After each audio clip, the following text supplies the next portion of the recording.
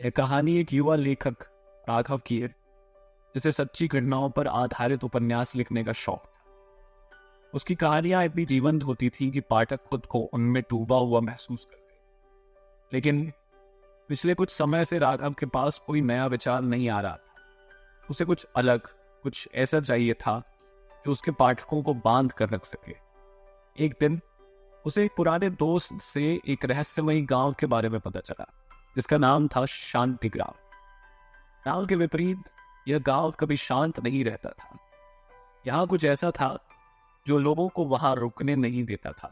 हर रात वहां कुछ अजीब घटनाएं होती थी, और जो भी गांव में रात बिताने की कोशिश करता वह या तो गायब हो जाता या फिर पागल होकर वापस लौटता। राघव को इस जगह ने तुरंत आकर्षित किया। उसके मन में एक विचार कौन था, क्यों न इस गांव के रहस्य को समझा जाए और उस पर एक किताब लिखी जाए। उसने अपना सामान बांधा और उसी दिन गांव की ओर चल पड़ा। रास्ते में उसने देखा कि गांव के लोग उस गांव का नाम सुनते ही भय से कांपने लगते थे। किसी ने उसे चेतावनी दी तो किसी ने सलाह दी कि वह अपना इरादा बदल ले। लेकिन राघव की जिज्ञासा और बढ़ गई। शाम ढलते ढलते राघव शांति ग्राम पहुंच गया। गांव में प्रवेश करते ही उसे एक अजीब सा एहसास हुआ, जैसे कोई अदृश्य शक्ति उसे भीतर जाने से रोक रही हो। गांव की गलियां सुनसान थीं, हर घर के दरवाजे बंद थे और खिड़कियों पर पर्दे खींचे हुए थे। उसने देखा कि एक वृद्ध व्यक्ति एक दुकान के बाहर बैठा हुआ था। राघव ने उसके पास जाकर गांव के बारे में पूछा। वृद्ध ने पहले तो उसे अनदेखा किया, लेकिन फिर धीरे से बोला, दिया ठीक, तुम्हारे लिए यह जगह ठीक नहीं है। यहाँ जो आता है वह वापस नहीं जाता। अगर अपनी जान की सलामती चाहते हो तो तुरंत यहाँ से चले जाओ। राघव की जिज्ञासा में बदलने लगी थी, लेकिन वह इतनी आसानी से हार मानने वाला नहीं था। उसने वृद्ध से एक रात गांव में बिताने की अनुमति मांगी। वृद्ध ने उसे बहुत मना किया, लेकिन अंततः हार मानते हुए एक छोटा सा घर उसे रहने के लिए दे दिया। रात गहराने लगी और राघव ने उस छोटे से घर में अपना सामान रखा। उसने देखा कि घर में एक बड़ा सा आईना लगा हुआ था जो कुछ ज्यादा ही चमक रहा था। राघव को उसमें कुछ अजीब लगा, लेकिन उसने इसे अपनी थकान का असर समझा। जैसे ही घड़ी ने रात के 12 बजे, एक ठंडी हवा के झोंके ने पूरे घर को हिला दिया। राघव ने महसूस किया कि आईने में कुछ हलचल हो रही है। वह थोड़ा डर गया, लेकिन उसकी जिज्ञासा ने उसे पास जाने पर मजबूर कर दिया। जैसे ही उसने आईने के पास पहुंचकर देखा, उसे उसमें कोई परछाई नजर आई। वह परछाई धीरे धीरे उसकी ओर बढ़ने लगी। राघव का दिल तेजी से धड़कने लगा। उसने अपने चारों ओर देखा, लेकिन कोई भी नहीं था। अचानक आईने से एक धीमी भयानक आवाज आई, यहाँ तुम्हारा स्वागत है राघव। राघव के होश उड़ गए। उसने सोचा कि यह उसकी कल्पना हो सकती है, लेकिन आवाज इतनी वास्तविक थी कि उसे अपने कानों पर यकीन नहीं हो रहा था। उसने वहां से हटने की कोशिश की, लेकिन उसके पैर जैसे जम से गए थे। आईने में वह परछाई और भी स्पष्ट हो गई और वह जैसे राघव को अपनी ओर खींचने लगी। राघव को जैसे तैसे अपने पैरों को हिलाने में सफलता मिली और वह तेजी से घर से बाहर निकल आया। बाहर आते ही उसने देखा कि गांव की गलियों में कुछ अजीब सी हरकतें हो रही है। हर तरफ छायाएं ही छायाएं थी, जो बिना किसी शरीर के चल रही थी। वह दौड़ते हुए उस वृद्ध के पास पहुंचा जिसने उसे वो घर दिया था। वृद्ध ने उसे देखते ही कहा, मैंने तुम्हें यहां न रुकने के लिए कहा था, अब तुमने खुद को मुसीबत में डाल लिया है। राघव ने हांफते हुए पूछा, यह सब क्या है? गांव में यह सब हो क्या रहा है? वृद्ध ने गंभीरता से कहा, यह गांव एक समय बहुत शांत और खुशहाल था, लेकिन एक रात यहां एक अजनबी आया जिसने गांव के मंदिर में कुछ ऐसा किया जिससे पूरे गांव पर एक अभिशाप लग गया। तब से हर रात इस गांव में आत्माओं का बसेरा हो गया। जो भी इस गांव में रात बिताने की कोशिश करता है, उसे ये आत्माएं अपनी दुनिया में खींच लेती है। राघव ने डरते हुए पूछा, मैं कैसे इस जाल से बच सकता? वृद्ध ने कहा, तुम्हें यहां से जाने का एक ही रास्ता है।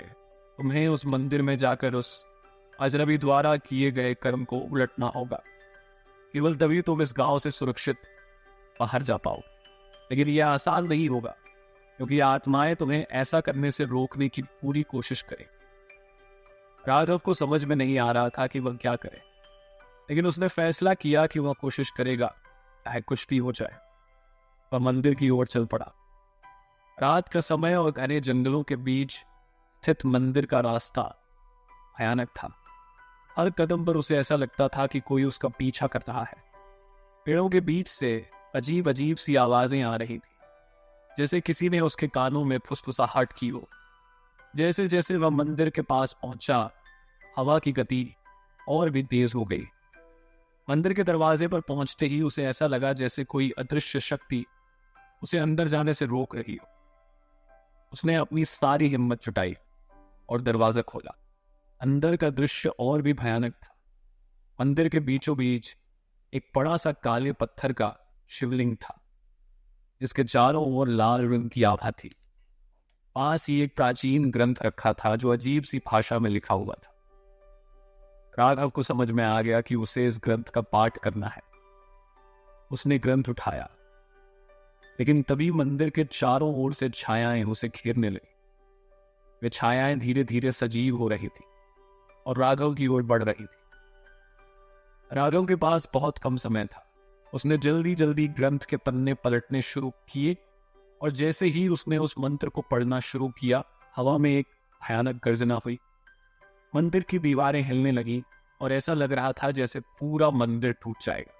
आत्माएं अब पूरी तरह से राघव के करीब आ चुकी थी। एक एक करके वे उसे घेरने लगी, लेकिन राघव ने हार नहीं मानी।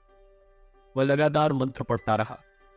जैसे जैसे मंत्र पूरा होता गया, आत्माओं की शक्ति घटने लगी। अंततः मंत्र पूरा होते ही एक तेज रोशनी ने पूरे मंदिर को घेर लिया। वह रोशनी इतनी प्रचंड थी कि आत्माएं धीरे धीरे गायब होने लगी। मंदिर के बाहर अजीब सी शांति छा गई। राघव ने एक लंबी सांस ली और मंदिर से बाहर निकल आया। बाहर आते ही उसे लगा जैसे पूरा गांव एकदम से बदल गया हो और डरावनी छाया अब नहीं रही और गांव में फिर से जीवन का संचार हो गया था। राघव ने गांव के लोगों को सब कुछ बताया। उन्होंने उसकी बहादुरी की प्रशंसा की और उसे धन्यवाद दिया।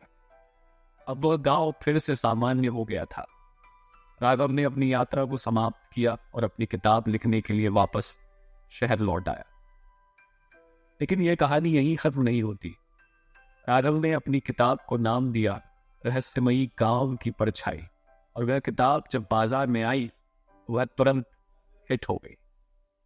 लेकिन जो कोई भी उस किताब को पढ़ता, उसे एक अजीब सी अनुभूति होती, जैसे वह खुद उस गांव में चल रहा। कुछ लोगों ने बताया कि किताब पढ़ते वक्त उनके घर के आईने में कुछ परछाई नजर आई, और कुछ ने तो यह भी दावा किया कि उन्होंने राघव की तरह उसी डरावनी आवाज को सुना था।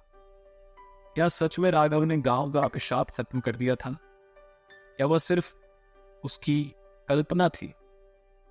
यह सवाल उसके दिमाग में भी उठता था, लेकिन उसने उसे नजरअंदाज कर दिया, क्योंकि उसे लगा कि यह सब उसकी कल्पना का ही हिस्सा था। वह अपने काम में इतना व्यस्त हो गया कि कुछ समय बाद गांव की बातें उसके दिमाग से उतरने लगी। लेकिन उसकी किताब की सफलता के साथ ही अजीब घटनाएं भी सामने आने लगी। लोगों ने दावा किया कि किताब पढ़ते वक्त उन्हें भी वही परछाइयां और आवाजें सुनाई दी जिनका सामना राघव ने किया था। राघव ने इसे सिर्फ एक संयोग माना, लेकिन जब उसके दोस्त और करीबी लोग भी इन घटनाओं का शिकार बनने लगे, उसकी चिंता बढ़ने लगी। एक रात जब वह अपने स्टडी रूम में बैठा किताब के अगले हिस्से पर काम कर रहा था, तो अचानक कमरे की लाइट्स टिमटिमाने लगी। आईना जो उस कमरे में था उसमें हलचल दिखने लगी।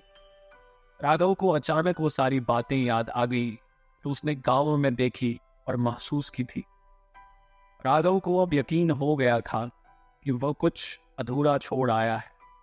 उसने तय किया कि उसे फिर से उस गांव में जाना होगा और इस रहस्य का समाधान करना होगा। वह अपनी किताब और कुछ आवश्यक सामान लेकर तुरंत शांतिग्राम के लिए रवाना हो गया।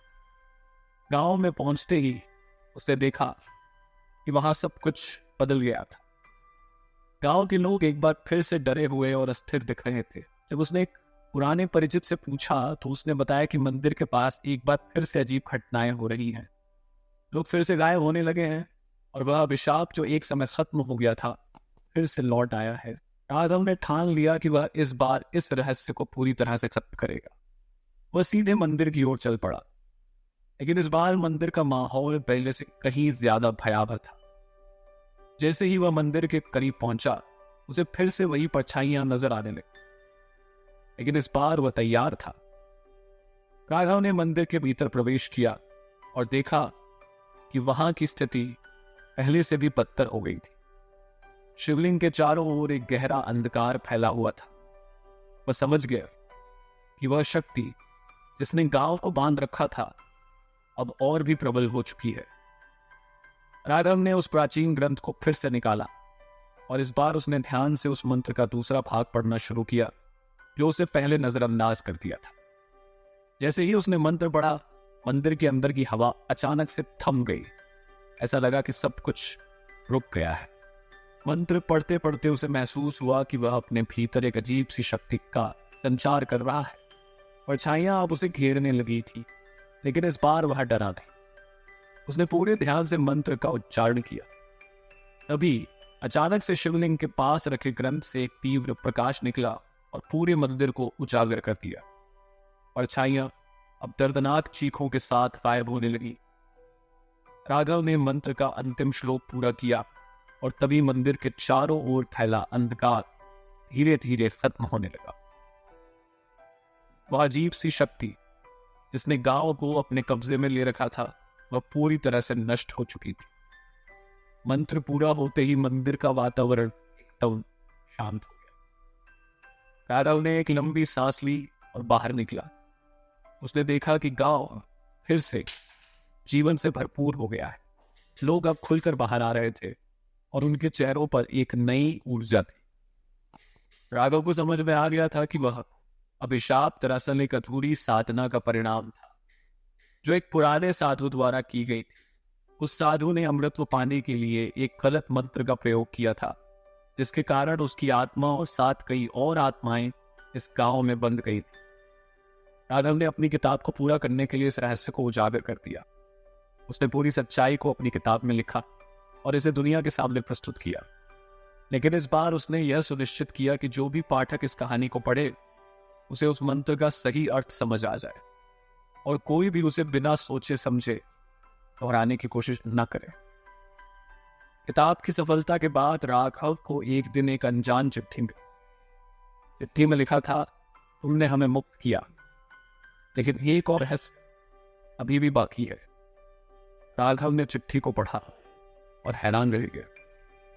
क्या वह अब भी कुछ ऐसा छोड़ आया है जो अनसुलझा है?